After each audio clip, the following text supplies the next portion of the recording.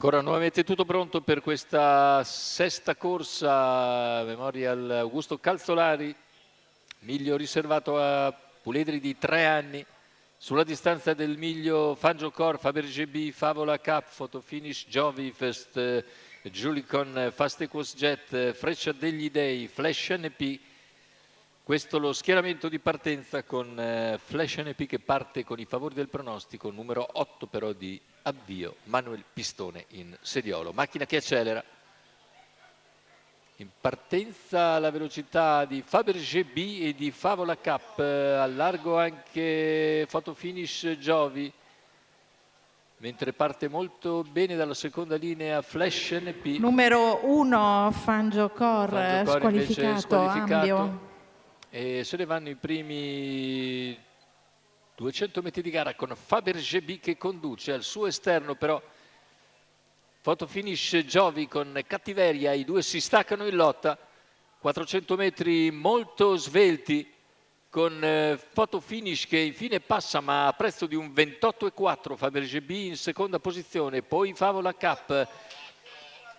L'errore però numero di 4, Fotofinish Jovi dopo 500 metri di gara, e così all'esterno è Flash NP che si presenta all'altezza dei 600 iniziali in 44 secchi. Passa questa volta facile Flash NP su Fabergé B che aveva dovuto spendere anche in partenza. All'esterno allora si fanno luce First Julicon e anche Fast Equus Jet.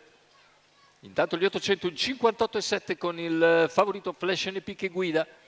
Al suo inseguimento sempre Fabergé B, all'esterno First Julicon e poi Fast Equus Jet, chilometro che se n'è andato in 1:13,3 con in vantaggio Flash NP. Ci prova nuovamente al suo esterno First Julicon con alla corda invece Fabergé B, poi Fast Equus Jet. 400 alla conclusione, il parziale ora in 14,1, cerca di scrollarsi di dosso gli avversari Flash NP. Flash NP in vantaggio nei confronti di Fabergé B che rimane in scia. In terza posizione lungo la corda Freccia degli Dei, mentre cala sensibilmente First Julicon, retta d'arrivo con Flash NP che nel finale accelera per concludere in scioltezza, isolato in avanti.